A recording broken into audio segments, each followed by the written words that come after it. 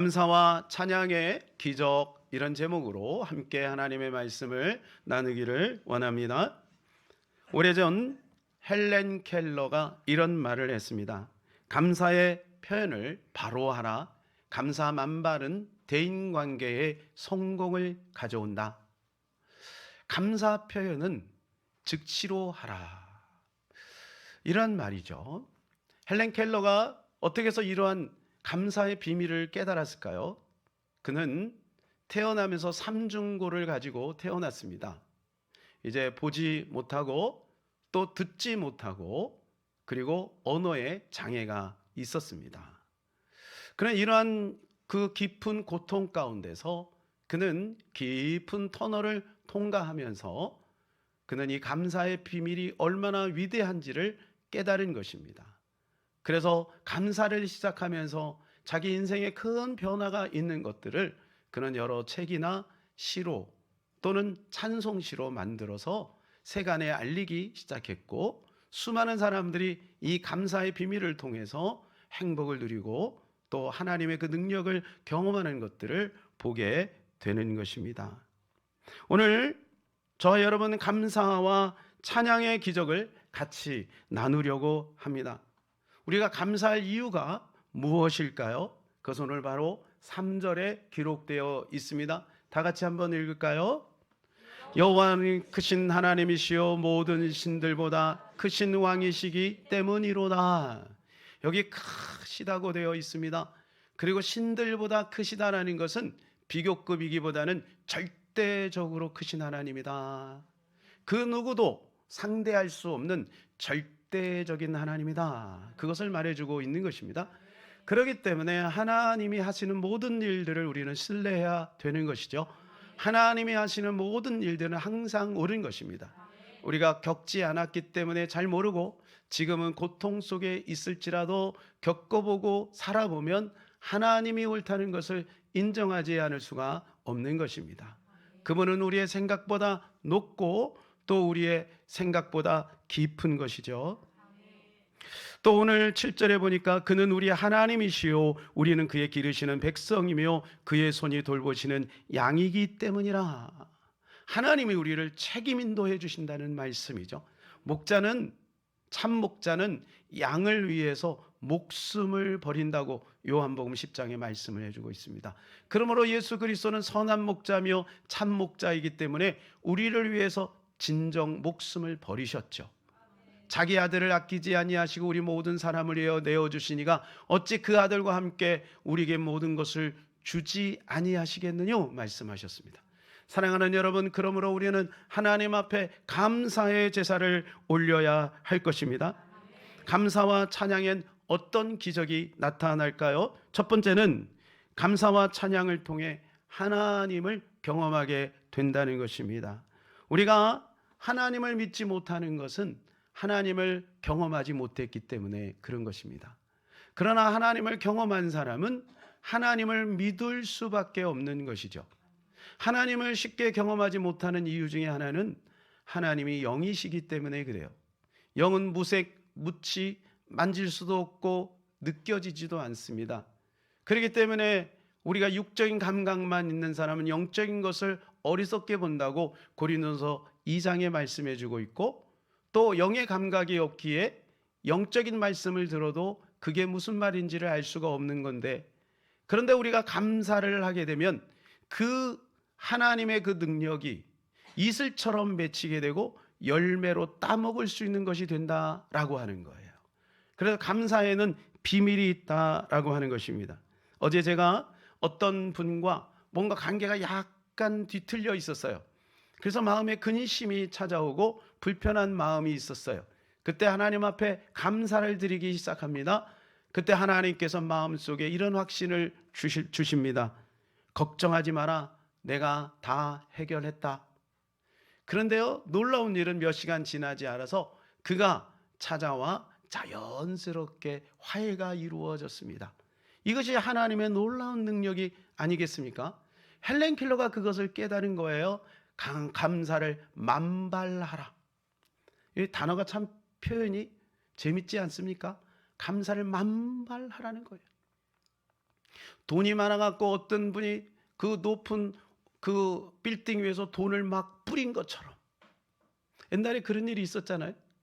그런 식으로 감사를 만발하라는 거예요. 자녀들에게도 만발하고 남편에게도 감사합니다. 직장 동료에도 감사합니다. 성도들에게도 감사합니다. 아멘 할 때까지 감사합니다. 감사합니다. 계속 감사하라는 거예요. 그러면 놀라운 일이 벌어진다는 거예요. 관계가 회복되기 시작한다는 거예요. 이유가 있어서 감사한 게 아니고, 조건이 충족되었기 때문에 감사한 게 아니고, 그 지점에 갔기 때문에 감사한 게 아니라 그냥 감사를 막 만발하라는 거예요.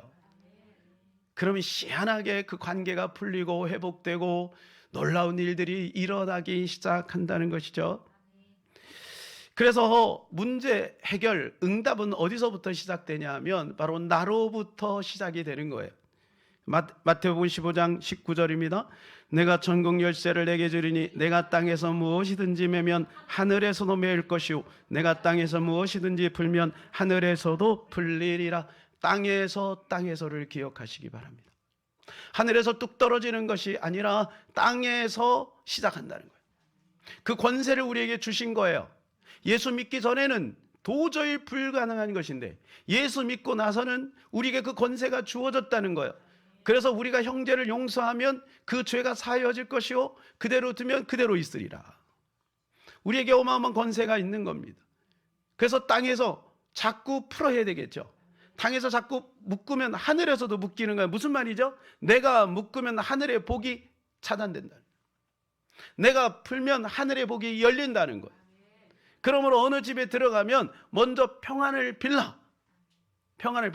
그것을 받을 만한 준비가 되었으면 그 가정에 평안이 임할 것이고 나도 임할 것이고, 그런데 그 준비가 안 되었으면 그 평안이 나에게도 임한다.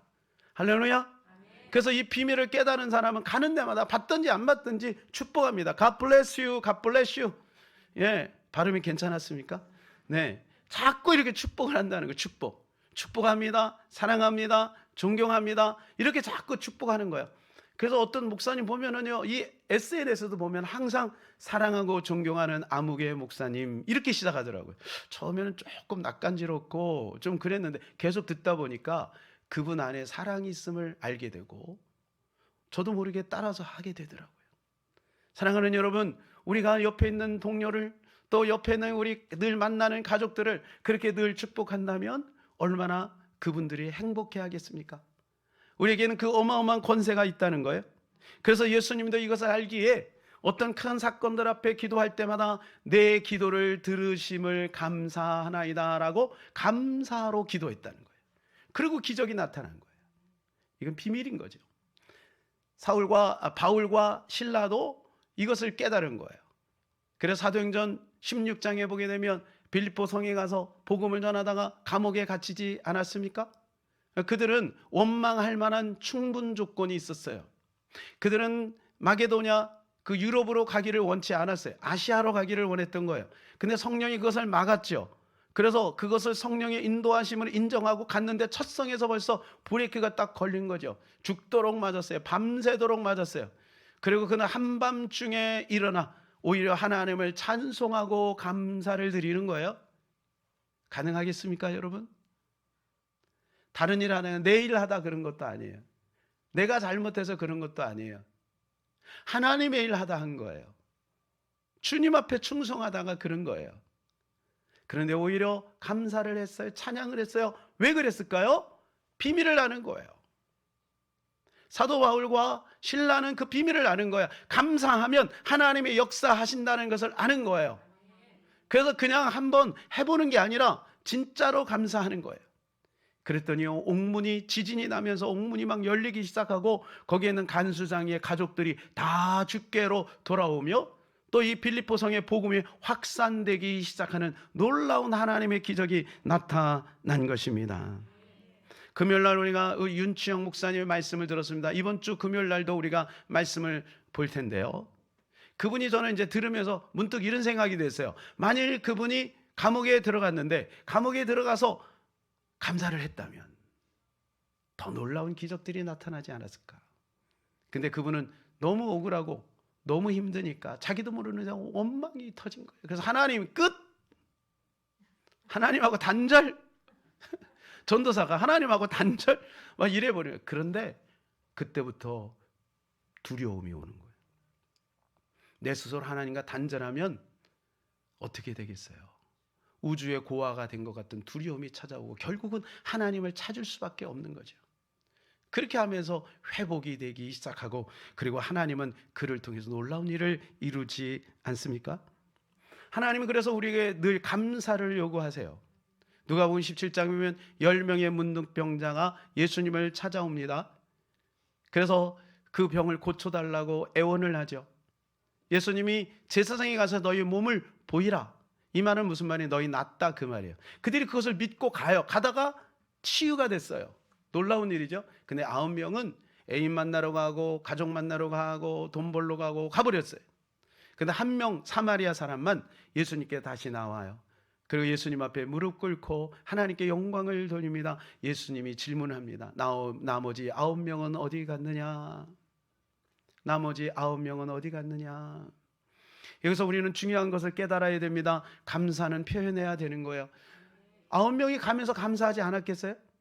아우, 감사합니다. 하나님, 세상에 이런 일들이 다 있네요. 너무 놀랍습니다. 감사합니다. 식구들 만나서 감사했겠죠. 그러나 이 한 명만을 주님은 귀하게 보신 거예요. 주님 앞에 나가서 감사하는 거죠. 사랑하는 여러분, 좋은 일이 있으면 감사하시기 바랍니다. 우리 성도님들이 저에게 좀 감사의 편지, 이메일을 좀 많이 보내면 좋겠어요. 목사님, 이번 한 주간에요 정말 감사한 일들이 많았어요. 이런 일들이 많이 있으면 정말 고맙겠습니다. 네. 많이 있잖아요. 주일날 와서 감사의 고백이 많았으면 좋겠어요. 단톡방에 여러분 작은 것에도 감사합니다. 오늘 미끄러졌는데 코가 안 깨졌네요. 감사합니다. 오늘 된장찌개를 먹었는데 얼마나 맛있던지요. 감사합니다. 그런 고백들이 있으면 자꾸 배가가 되고 그것이 바이러스가 돼서 여러분 우리 모두를 행복하게 만드는 것 아니겠고 하나님께 영광이 되는 것 아니겠습니까? 우리가 감사하는 습관, 하나님 그걸 원하시는 거예요. 이것을 통해서 하나님 우리에게 그걸 원하고 있음을 알려주고 있는 거예요. 사랑하는 여러분, 누가 나에게 찾아와서 내가 조그만 일을 했는데 감사합니다, 고맙습니다 하면 여러분 좋아요, 좋아요? 좋죠. 얼마나 좋아요. 예? 그러니까 우리가 이렇게 늘 감사하는 습관. 예. 요즘 우리 한국 사람들은 조금 이렇게 체면이 있고 또 양반 문화나 그런 게 잘 안 돼요. 예? 그 가정에 들어가면 고생했구나 이렇게 다 알죠. 그러나 우리가 감사합니다 할 때 여러분 그 감사가 배가 되고 그 감사의 분위기가 쫙 퍼지는 거죠. 자, 누가복음 17장 16절 19절입니다. 시작. 예수의 발 아래에 엎드려 감사하니 그는 사마리아 사람이라. 예수께서 대답하여 이르시되 10사람이 다 깨끗함을 받지 아니하였느냐? 그 9은 어디 있느냐? 이 이방인 외에는 하나님께 영광을 돌리러 돌아온 자가 없느냐 하시고 그에게 이르시되 일어나 가라, 내 믿음이 너를 구원하였느니라 하시더라. 그래서 이 사마리아 사람은 보너스로 천국 가는 축복도 누린 거예요. 이 땅에서 질병 치료 받는 것 중요합니다. 그러나 죽을 텐데요. 나사로도 살아났지만 또 죽었거든요. 우리는 다 죽거든요. 그 땅의 보장을 받는 것만큼 가장 성공은 없다고 믿습니다. 그래서 감사하면 하나님을 경험하는 거예요. 미국의 실업가 중에 스탠리 템이라고 하는 박사님이 있습니다. 이분은 박사면서 또 사업가였습니다.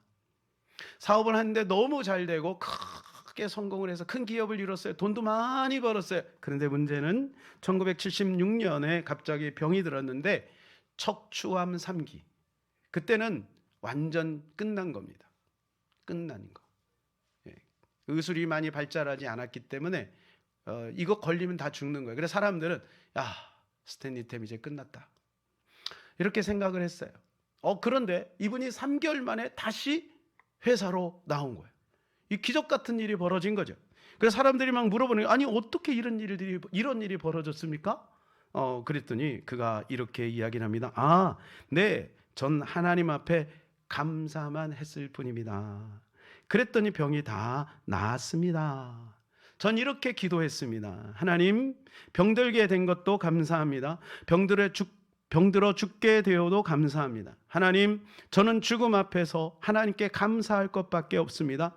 살려주시면 살고 죽으라면 죽겠습니다. 하나님, 무조건 감사합니다. 매 순간 매 시간마다 감사를 드린 거예요. 죽는 것도 주님이 하실 거고 사는 것도 주님이 하실 텐데 이래도 좋고 저래도 좋습니다. 저는 감사합니다 라고 감사의 고백을 계속했는데 놀라운 일은 그 암세포가 끊어졌다는 거예요. 사라졌다는 거예요. 3개월 만에 완전히 정상이 되었다는 거예요. 그래서 그는 살아생전에 수많은 책들을 내고 하나님의 영광을 드러낸 것이죠. 사랑하는 여러분, 임상실험은 끝났습니다. 감사하면 된대. 그 되나 진짜? 그런 거 고민할 필요 없어요. 수많은 사람들이 감사를 통해 기적을 경험했어요. 그러므로 우리도 감사하면 되는 거죠. 여러분이 화장품을 살 때 어떤 화장품을 삽니까?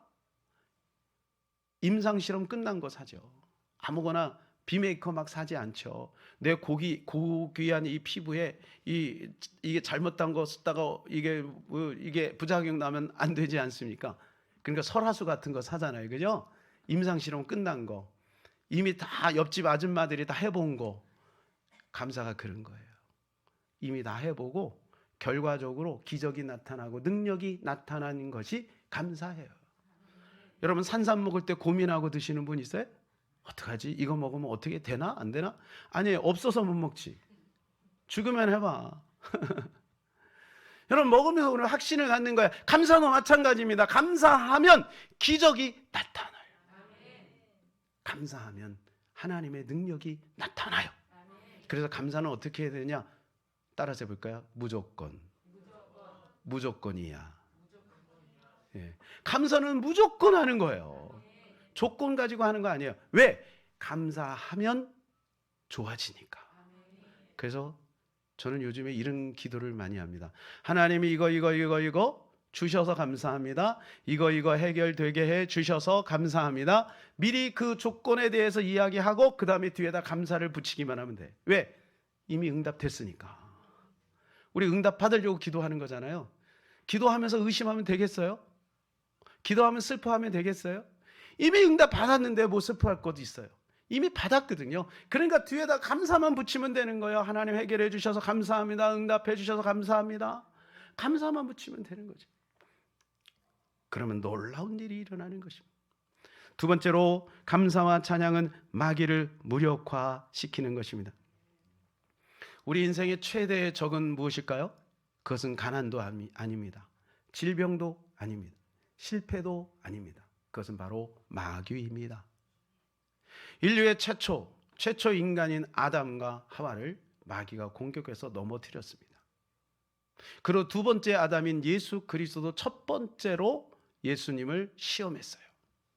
사역을 시작하자마자 시험을 했다고요.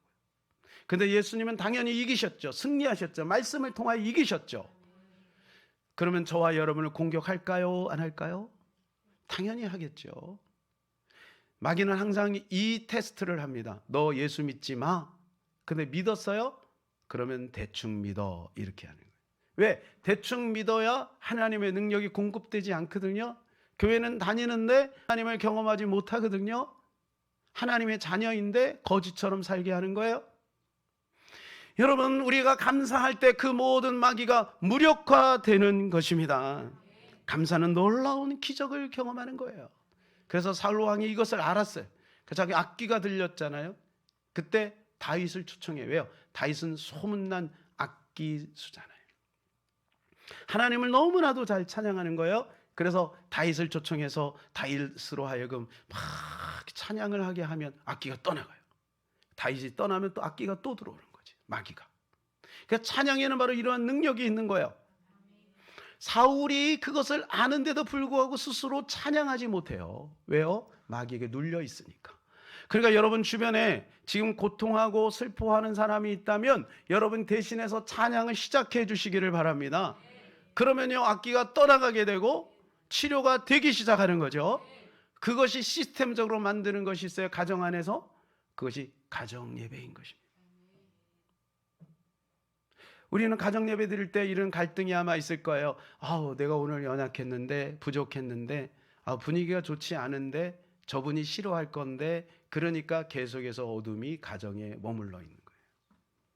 담대하게 가정 예배를 시작하면 우울감이 떠나갑니다. 경직됨이 사라집니다. 어둠이 사라집니다. 슬픔이 사라집니다. 밝음이 오게 되는 것입니다. 왜냐하면 찬송에는 능력이 있고 찬양이 임하는 곳에 주님이 함께하기 때문에. 그래서 찬양을 하는 거예요. 감사를 하는 거예요. 이것이 놀라운 하나님의 비밀인 것입니다. 찬양에는 어마어마한 힘이 있습니다. 그래서 이 찬양과 이 동물, 음악과 동물의 관계를 테스트했어요.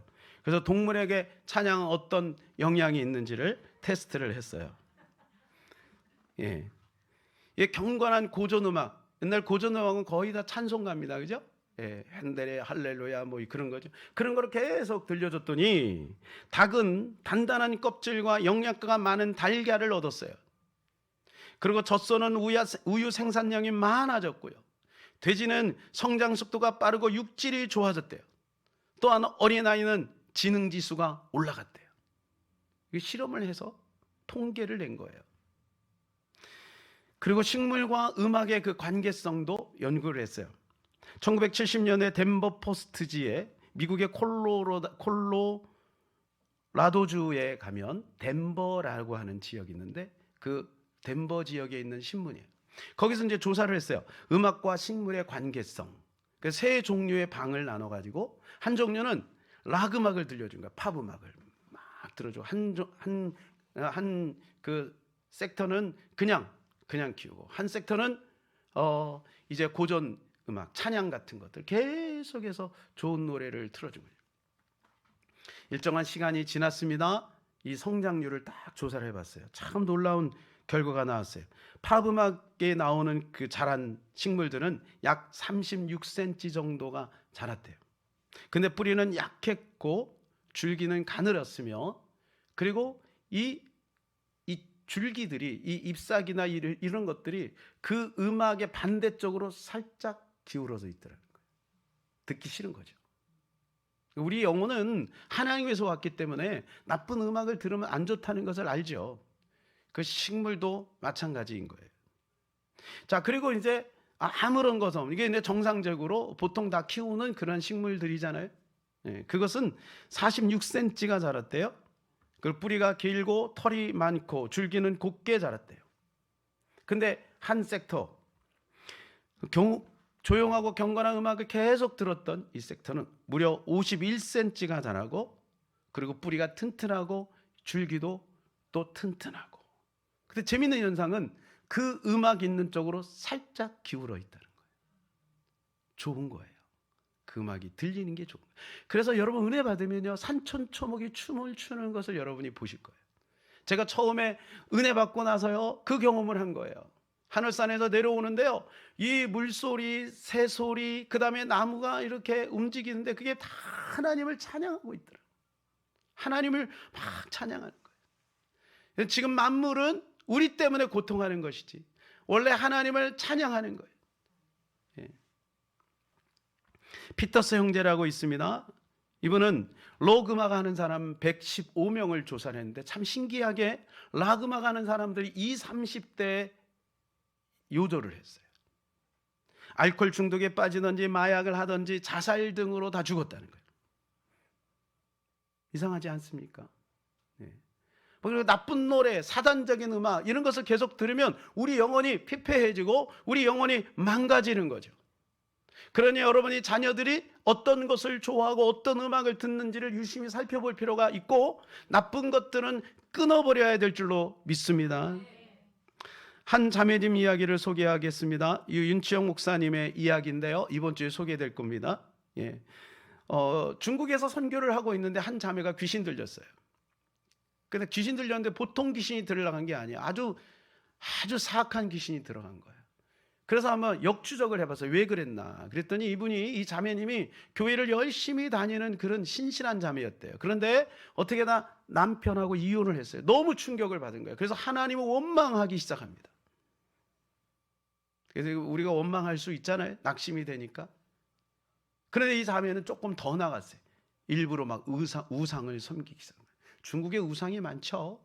자기 집안으로 끌어다니고 또 우상이 있는 곳으로 찾아가서 막 절도 하고 막 일부러 이렇게 한 거예요. 결국 거기에 귀신이 들어가 버린 거죠.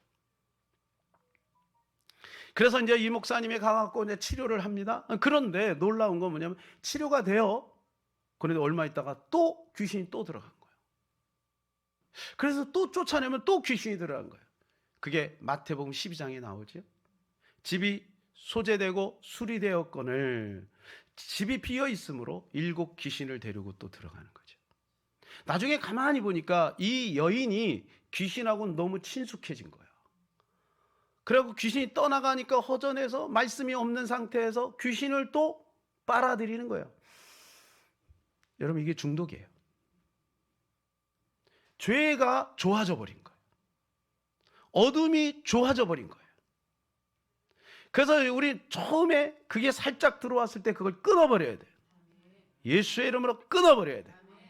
제가 전에도 말씀드렸죠. 이 앞에 지금 그 공사 흔적들이 막 뿌옇게 있어서 이것 때문에 막 고민이 돼요. 그죠? 그때 제가 살짝 그분들이 원망스러운 거예요. 이게 이렇게 되면은 이게 청소를 해야 됩니다. 그러면 이런 문제가 안 생깁니다. 라고 했으면 그분들이 연세가 있으시니까, 타일로 공사하시는 분 연세가 있으시니까 얘기만 해줬으면 저희가 물로 싹 뿌리면 저렇게 되지 않았어요. 그런데 저게 굳어버린 거예요. 우리는 모르잖아요. 저렇게 될 줄 몰랐어요. 굳어버리고 나니까 저기에 또 돈이 들든지 뭔가 수고가 또 들어가야 돼. 그걸 깨끗하게 하려고. 그래, 이번 주에 그걸 어떤 방법으로는 해결하려고 하거든요. 여러분, 마찬가지, 우리 영혼도 마찬가지입니다. 우리 영혼의 가정 안에 어둠이 조금만 들어오면 그걸 원망하고 불평하지 말고 예수님의 이름으로 밝은 빛으로 비치고 감사하고 찬양해서 회복시켜야 될 줄로 믿습니다. 오늘 8절에 보니까 이들이 그렇게 하나님을 원망했다고 되어 있어요. 너희는 무리바에서와 같이 또 광야에서 마사에서 지냈던 날과 같이 너희 마음을 완악하게 하지 말지어다. 무리바는 어떤 것입니까? 이 무리바 때문에 모세와 아론도 가나안에 못 들어가게 됐어요. 이스라엘 백성들은 크게 징계를 받았어요. 무리바. 왜요? 원망해서 그래요. 물 없어서 원망해가지고. 이들이 얼마나 하나님을 원망했냐면 9절에 보니까 이렇게 되어 있는데 우리 다 같이 한번 읽어볼까요? 시작. 그때 너희 조상들이 내가 행한 일을 보고서도 나를 시험하고 조사하였도다. 이 시험은 원어가 템테이션입니다. 영어로 템테이션으로. 템테이션은 테스트하고 달라. 테스트는 성장을 위해서 하는 거지만 템테이션은 넘어뜨리려고 하는 유혹인 거예요. 하나님을 템테이션한 거예요. 그리고 조사했다는 말은 무슨 뜻이냐면 뒷조사했다는 거예요. 하나님이 진짜 그렇게 할 수 있을까? 야, 너 좀 알아봐라.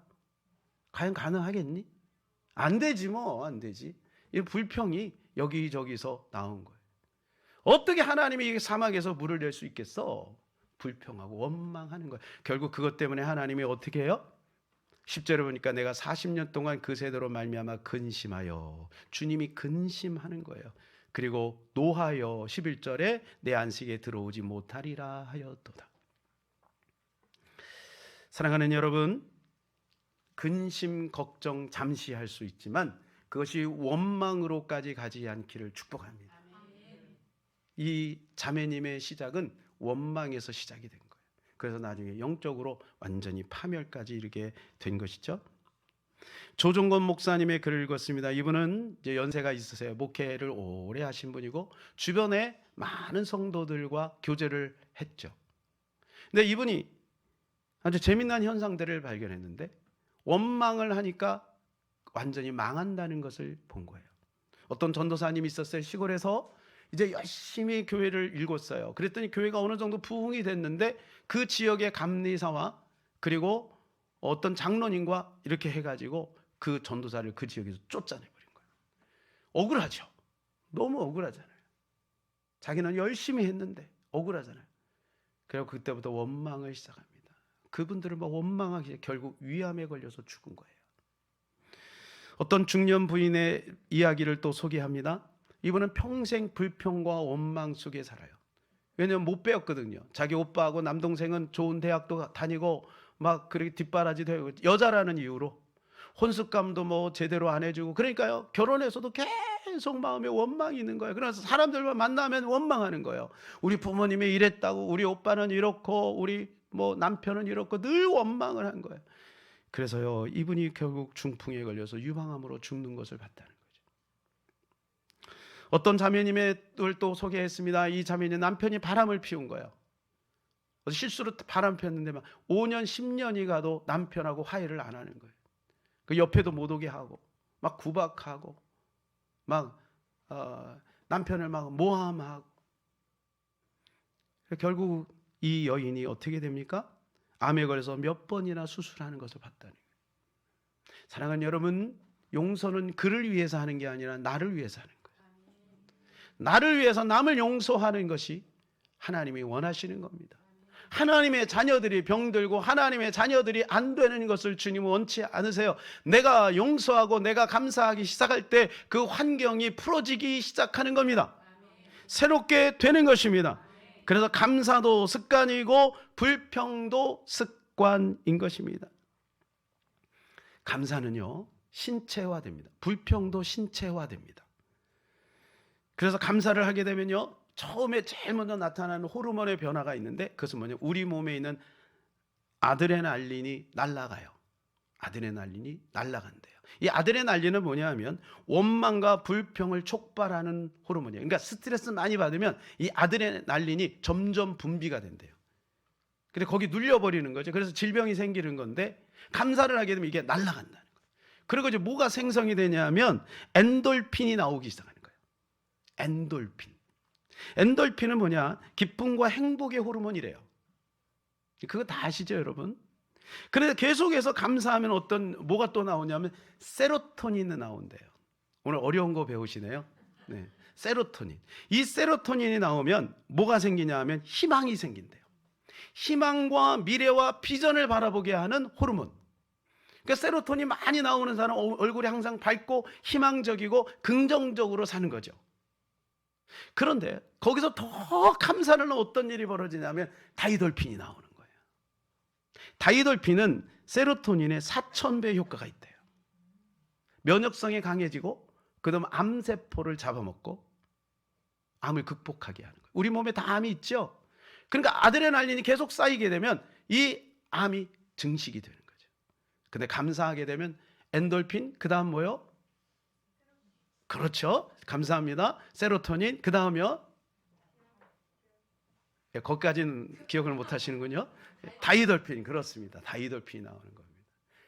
몇 배라고요? 세로토닌에? 그렇습니다. 4000배입니다. 예. 사랑하는 여러분, 감사하시기를 바랍니다. 감사하면 이런 놀라운 일들이 벌어지는 거예요. 우리 몸의 신체가 바뀌는 거예요.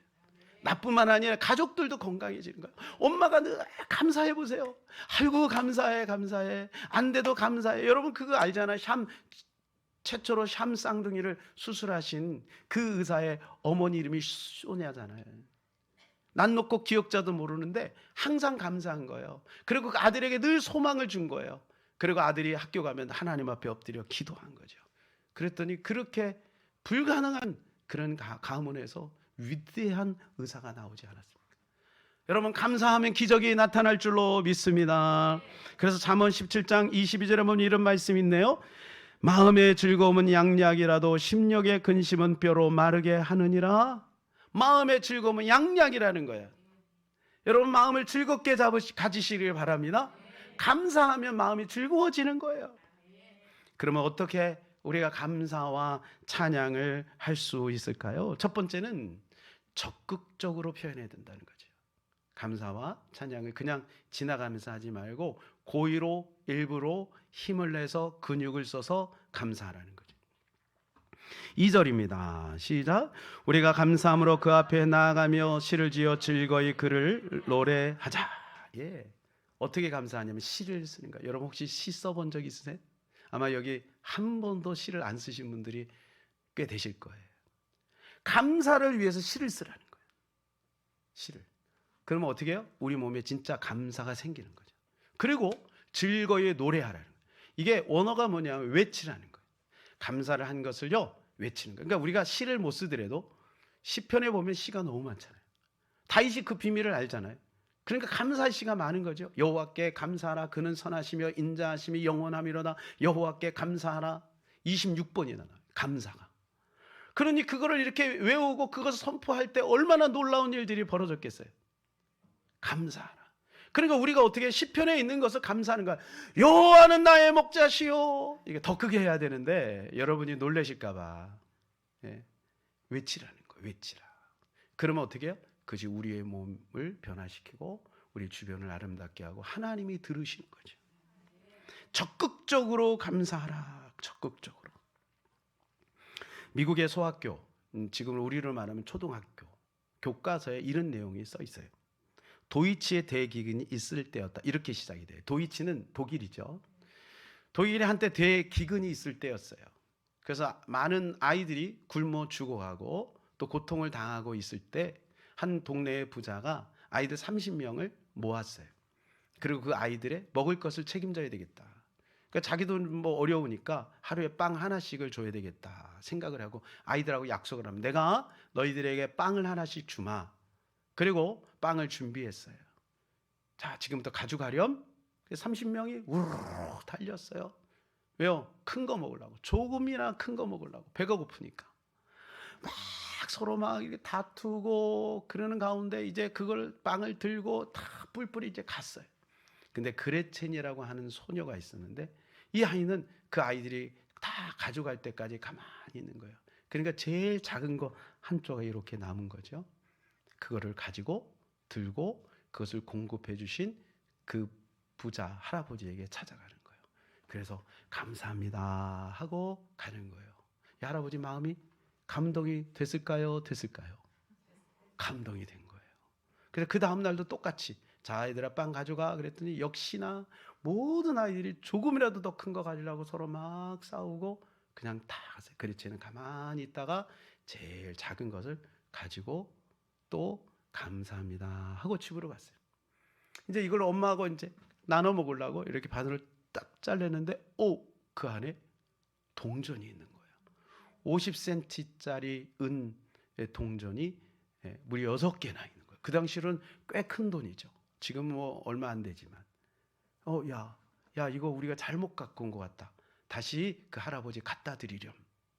그래서 이 소녀가 그걸 그대로 싸가지고 할아버지한테 왔어요. 그래서 그걸 딱 드렸더니 할아버지가 이렇게 말을 합니다. 맞다. 틀림없이 그것은 내 것이다. 그러나 나는 그것을 감사할 줄 아는 착한 내게 상으로 주기 위해 빵 속에 넣고 굽게 한 것이다. 일부러 작게 만든 거지. 이게 그레첸 목이 되니까. 여러분 우리가 감사를 적극적으로 표현하면요 사람도 이렇게 감동을 하는데 하나님은 감동하지 않겠어요? 그래서 스펄전 목사는 유명한 말을 했죠. 촛불을 보고 감사하는 자는 등불을 주고 등불을 보고 감사하는 자는 전깃불을 주고 전깃불을 보고 감사한 자는 달빛을 주고 달빛을 보고 감사한 자는 태양빛을 주고 태양빛을 보고 감사한 자는 영원한 천국의 빛을 준다는 거예요. 사랑하는 감사는 위대한 것입니다. 하나님은 감사를 적극적으로 하기를 요구하고 있는 거예요. 두 번째는 정기적으로 찬양해야 된다는 거예요. 다윗이 어째서 이렇게 위대한 사람이 되었느냐? 그거는 정기적으로 하나님을 찬양했기 때문에. 뭐 많은 요소가 있겠지만 그는 하루에 7번씩을 찬양했대요. 시편 119편 164절입니다. 주의 의로운 규례들로 말미암아 내가 하루 7번씩 주를 찬양하나이다. 우리로 말하면 알람을 해놓고 여러분 정오기도 하려고 알람 해놓고 기도하듯이 7번이나 그렇게 한 거예요. 7번이나. 그러니 다윗이 위대해지지 않을 수가 없는 것이죠. 마지막 세 번째로는 일상에서 해야 돼요. 일상은 과연 무엇일까요? 빌보서 4장 6절 7절일까요? 아무것도 염려하지 말고 다만 모든 일에 기도와 간구로 너희 구할 것을 감사함으로 하나님께 아뢰라. 그래야 모든 지각에 뛰어난 하나님의 평강이 그리스도 예수 안에서 너희 마음과 생각을 지키시니라. 여기 보면 모든 일에 그랬어요. 모든 일을 기도와 간구로 감사함으로 하나님께 아뢰라는 거예요. 모든 일은 언제예요? 시간으로 말하면 지금이죠. 어떤 일을 하든지 어떤 상황 가운데 있든지 하나님 앞에 감사하는 감사하라는 거예요. Here and now, 나중에 성공해서 감사하는 게 아니고 그 지점에 가서 감사한 게 아니라 내가 뭔가를 이루었기 때문에 감사하고 인정받았기 때문에 감사하는 것이 아니라 지금 무조건 감사하는 거예요. 그러면 하나님이 놀라운 일들을 이루어 나가신다는 거예요. 여러분, 그게 뭐냐 하면 비밀이에요. 시크릿이에요. 그렇게 감사해 보세요. 여러분, 한 주간 동안 감사하셔서 간증거리를 많이 가지고 오시기를 예수님의 이름으로 축복합니다. 단톡방에 좀 올려주세요. 하나님이 이렇게 일하셨다고. 예. 한 젊은 부부가 카나다의 로키 산맥 자리에 있는 밴프라고 하는 지역으로 이사를 했습니다. 이 밴프 지역이 얼마나 아름다운지 몰라요. 한번 보실까요? 너무 이쁘죠? 진짜 저기 한번 가보고 싶어요. 예, 얼마나 아름다워요. 그래서요, 그냥 이 자연을 보면서요 너무 감동을 받은 거예요. 그래서 그냥 볼 때마다 하나님, 주 하나님 지으신 모든 세계 찬양을 계속했어요. 근데 1년이 지났어요. 어떻게 됐을까요? 덤덤해진 거예요. 아침에 일어났는데 늘 보이는 거지. 늘 보이는 거예요. 그래, 덤덤해진 거예요. 여러분, 혹시 지금 우리 주변에도 이렇게 아름다운 꽃이 계속 피고 있는지 몰라요. 혹시 우리 가운데 이렇게 아름다운 놀라운 하나님의 그 간섭하심이 있는지 몰라요. 아니, 있지요. 과거에는 그것에 대해서 감사했죠. 처음 우리 예수 믿을 때 얼마나 감사했어요? 작은 것도 감사하고 그랬잖아요. 근데 시간이 지나면서 예수님 늘 듣고, 예수님 늘 돌아가시고, 예수님이 늘 또 부활하시고, 그러니까 덤덤해지는 거죠. 여러분, 배너에 보면 배너 그 주인공이 얼마나 고생을 합니까? 그가 이렇게 멋진 대사를 했어요.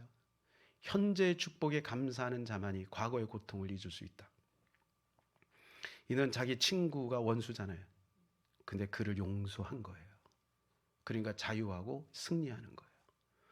그 원수는 자기를 죽이려고 했지만 그는 그걸 극복한 거예요. 이미 극복한 거예요.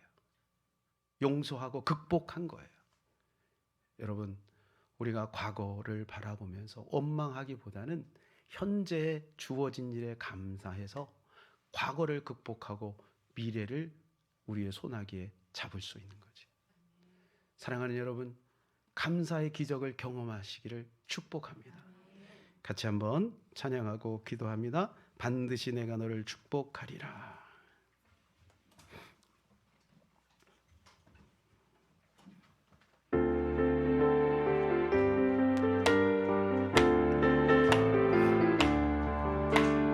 반드시 내가 너를 축복하리라. 반드시 내가 너를 들었으리라. 전신을 면해도 나의 약속이 영원히 변치 않으리. 두려워 말라. 강하고 염려하라. 낙심하며 실망치 말라. 낙심하며 실망치 말라.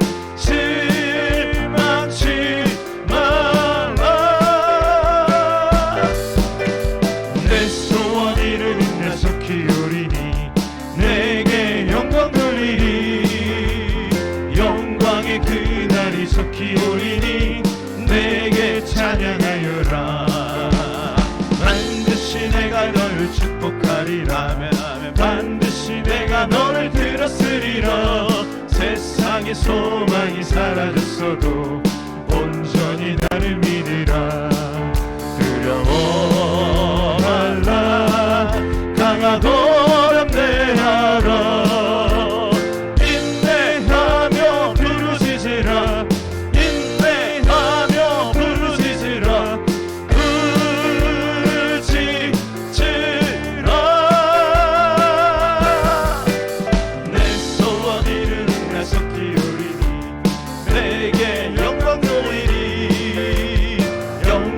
그날이 속히 오리니 내게 찬양하리라. 우리 이 절 한 번 더 합니다.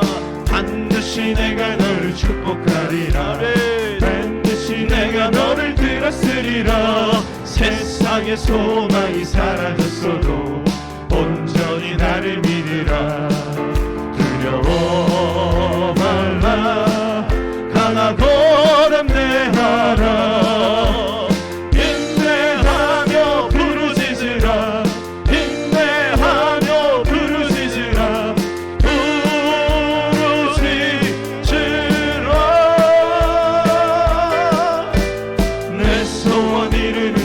기울이니 내게 영광 돌리리 영광의 그날이 속 기울이니 내게 찬양하여라.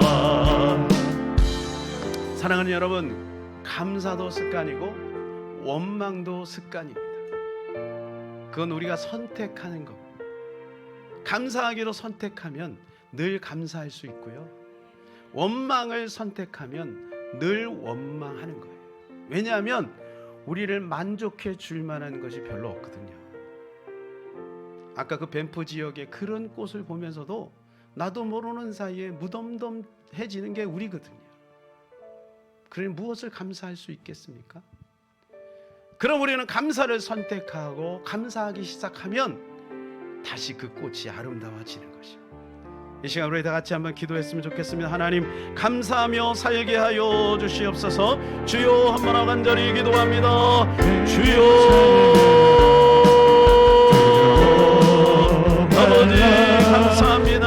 찬양합니다. 하나님 영광 안에 있게 하시니 감사합니다. 오늘도 즐거이 주시니 감사합니다. 하나님 기적을 베풀어 주시니 감사합니다.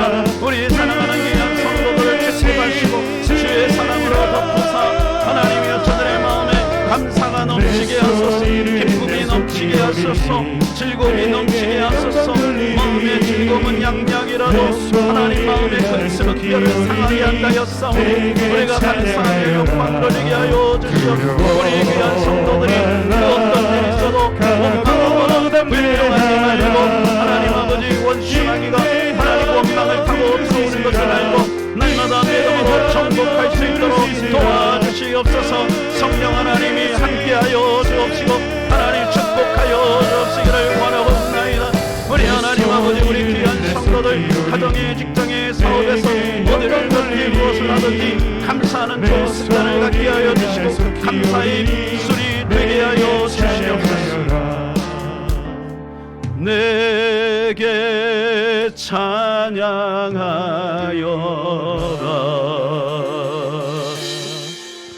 하나님 감사합니다. 주님을 송축합니다. 그럼에도 불구하고 감사합니다. 그리 아니하실지라도 감사합니다. 그러므로 감사합니다. 하나님, 감사가 기적을 만들어낼 줄로 믿습니다. 무조건 감사하게 하시고 그저 감사하게 하시고 쉬지 말고 감사하게 하시고 항상 감사할 수 있도록 인도하여 주시옵소서. 우리 주 예수 그리스도의 이름으로 기도하옵나이다. 아멘.